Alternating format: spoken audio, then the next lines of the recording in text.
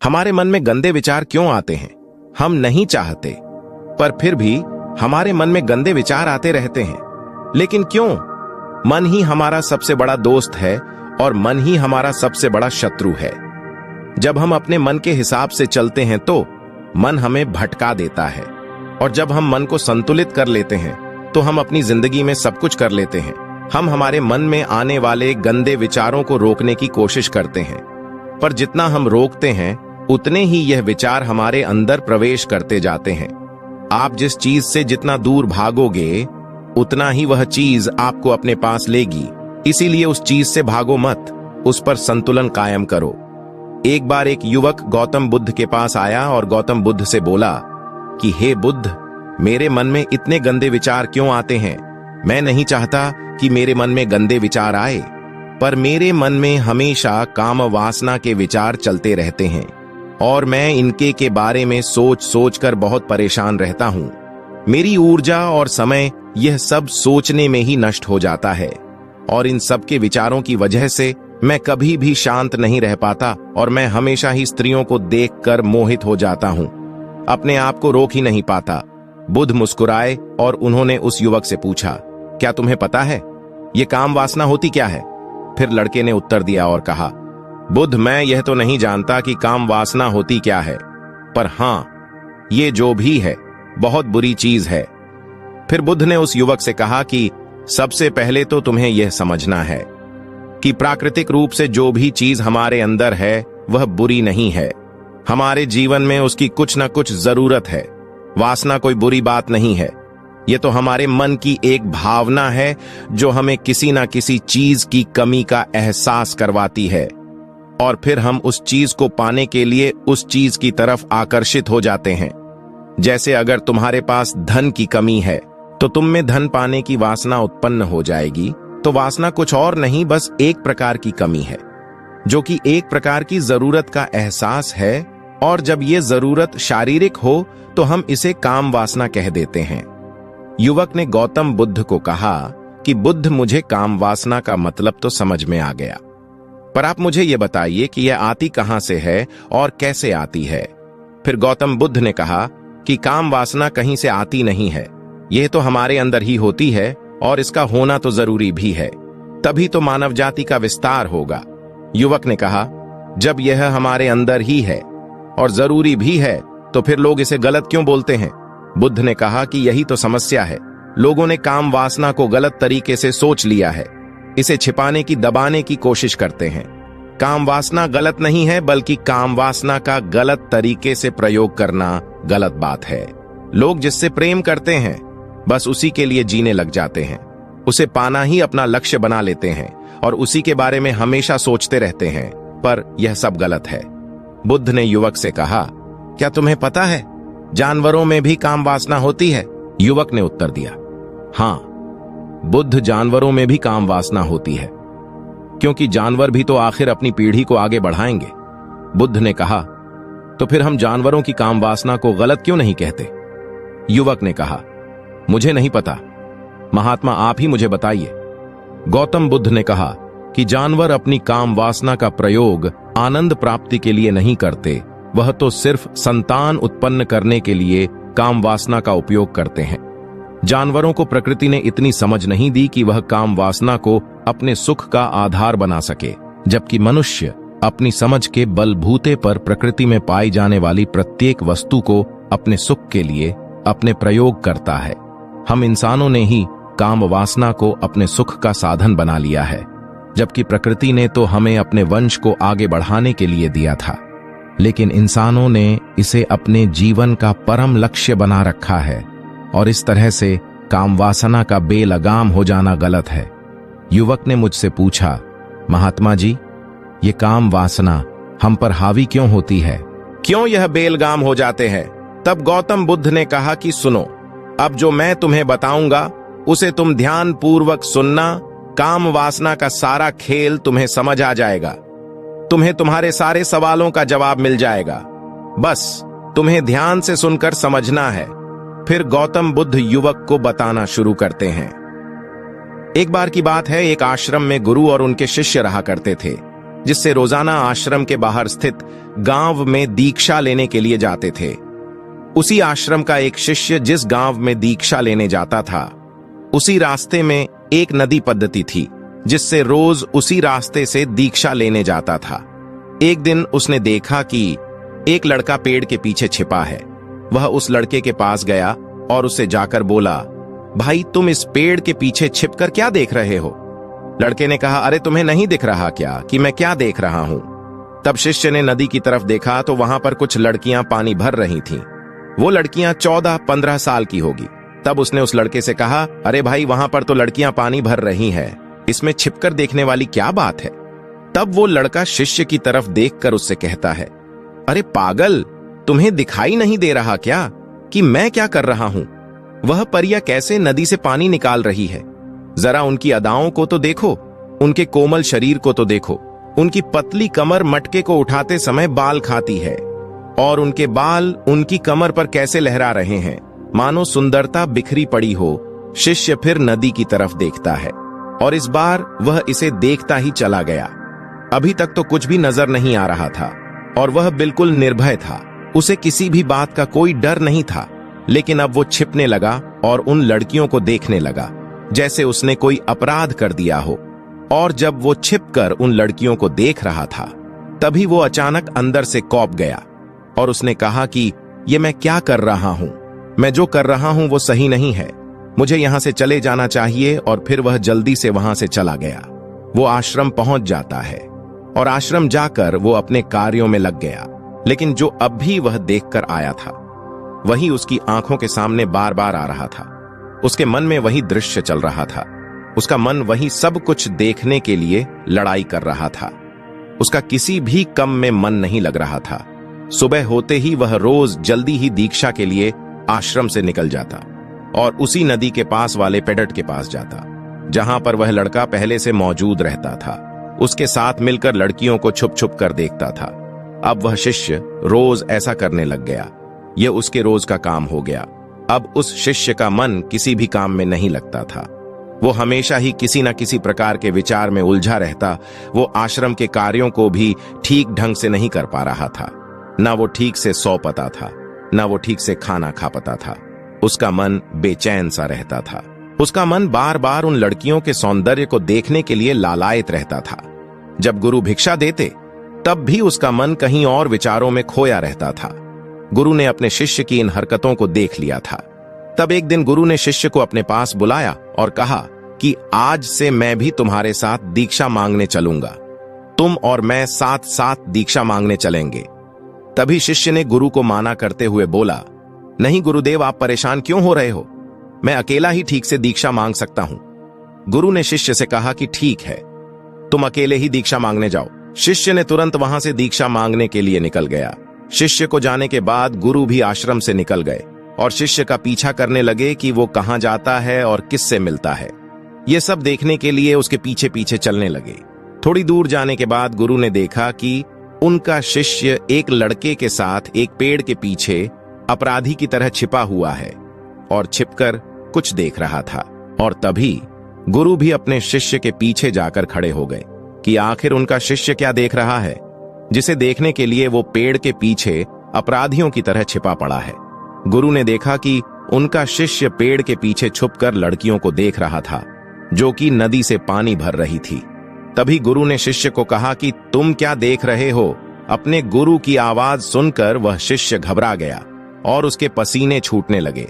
वह थर थर कांपने लगा, जैसे किसी चोर को चोरी करते समय रंगे हाथों पकड़ लिया हो। उसकी हालत खराब हो गया। वो कुछ भी नहीं बोल पा रहा था। वह लड़का जो शिष्य के साथ था, वह वहां से भाग गया, जिससे वह शिष्य और भी घबराया हुआ था।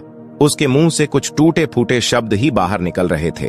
वो अपने गुरु से नजर भी मिलाने का साहस नहीं कर पा रहा था।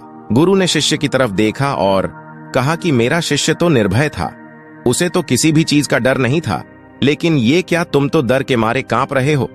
शिष्य ने अपने हाथ जोड़कर गुरु से कहा कि मुझे माफ कर दो गुरुदेव, मेरा इसमें कोई दोष नहीं है।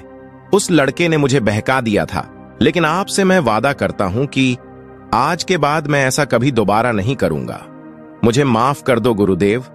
गुरु ने शिष्य से कहा कि कोई बात नहीं, पर इस बात का तुम ध्यान रखना कि हम जैसी संगति करते हैं वैसा ही फल हमें प्राप्त होता है। हम जैसी संगति करते हैं उसके विचार हमारे अंदर प्रवेश करते हैं, इसीलिए अच्छी संगति करो जिससे तुम्हारे अंदर अच्छे विचारों का प्रवेश हो। फिर गुरु और शिष्य आश्रम लौट आए और फिर आश्रम के कार्यों पर ध्यान देने लगा। शिष्य उस रास्ते को छोड़ दिया और दूसरे रास्ते से जाने लगा। वो अपने काम को ध्यान से करता, लेकिन धीरे धीरे उसके अंदर क्रोध उत्पन्न हो गया और फिर वो दूसरे शिष्य पर क्रोध करने लगा और वो बेचैन हो गया। अब वो सही समय पर भोजन भी नहीं करता था, वो भोजन भी बहुत कम खाता था। एक रात गुरु शिष्य के पास आए और उससे बोले कि अब तक तुमने कितनी बार अपना वादा तोड़ दिया है। यह सुनकर शिष्य अपने गुरु के चरणों में गिर गया और रोने लगा। रोते रोते ही उसने गुरु से कहा कि गुरुदेव, मैं कई बार अपना वादा तोड़ चुका हूं और फिर वादा कर लेता हूं, लेकिन हर बार मैं वादा तोड़ देता हूं। मेरा मन मेरे नियंत्रण में है ही नहीं। मैं बहुत कोशिश करता हूं कि मैं अपने मन से सारे बुरे विचारों को निकाल दूं, लेकिन मैं चाहकर भी ऐसा नहीं कर पा रहा हूं।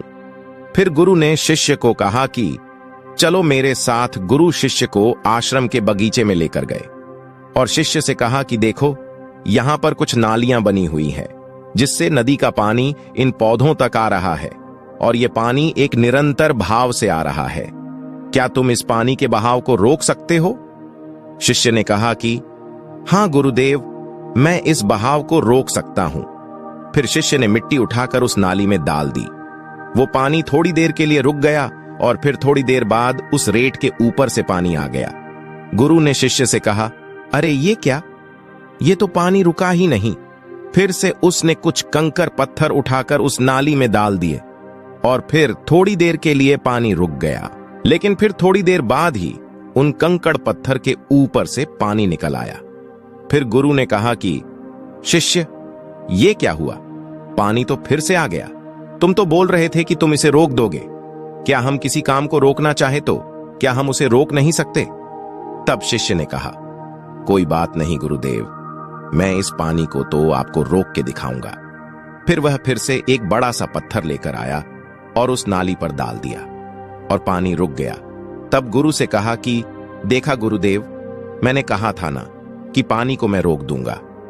मैंने पानी को रोक के दिखाया, आपकी बात मैंने पूरी कर दी।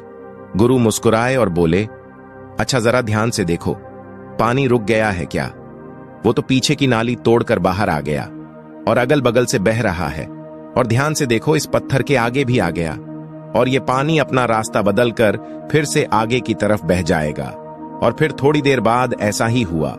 फिर गुरु ने शिष्य को समझाया कि तुम्हारे साथ भी तो ऐसा ही चल रहा है। तुम बार बार प्रयास कर रहे हो, बड़े से बड़ा प्रयास कर रहे हो, पर हर बार तुम्हारा प्रयास टूट रहा है और यह हमेशा टूटता ही रहेगा। तुम कितना भी बड़ा पत्थर रख लो, लेकिन पानी तो अपना रास्ता बना ही लेगा। यह सब देखकर गुरु से कहा कि हे गुरुदेव, क्या कोई तरीका नहीं है जिससे मैं गंदे विचारों से बाहर निकल सकूं? और ये मेरे मन में आई ही नहीं। फिर गुरु ने शिष्य को एक नदी के पास ले गए जहां से उस बगीचे में पानी आ रहा था। गुरु ने शिष्य से कहा, वो पानी इसी नदी से जा रहा है। अगर हम यहीं से उस रास्ते को बंद कर दें जहां से पानी बगीचे में जा रहा है, तब क्या हम पानी को रोक नहीं सकते? शिष्य ने कहा कि हां गुरुदेव, अवश्य ऐसा हो सकता है। मैं इस पानी को यहीं से बंद कर देता हूं, तब आगे की नाली में पानी जाएगा ही नहीं और फिर बगीचे में पानी जाएगा ही नहीं। और फिर से इन्होंने नदी से जाने वाले रास्ते को बहुत मेहनत करके पत्थर और मिट्टी डालकर बंद कर दिया और गुरु से कहा कि गुरुदेव, मैंने पानी को बंद कर दिया है, अब यह पानी बगीचे में जाएगा ही नहीं। तब गुरु ने कहा शिष्य से, अगर पानी बगीचे में नहीं जाएगा तो पेड़ पौधों को पानी कहां से मिलेगा? उन पेड़ पौधों को तो पानी की आवश्यकता है और उन पेड़ पौधों में कुछ पेड़ पौधे तो ऐसे हैं जिनको रोज पानी की आवश्यकता होती है। वो तो मुरझाकर मर ही जाएंगे, उनका क्या होगा? पानी तो हमें खोलना ही होगा। शिष्य ने गुरु की बात सुनकर वापस नदी से जाने वाले पानी का रास्ता खोल दिया। तब गुरु ने शिष्य से पूछा, शिष्य, अगर हम इस नदी के पूरे पानी को बगीचे की तरफ मोड़ दें तो क्या होगा?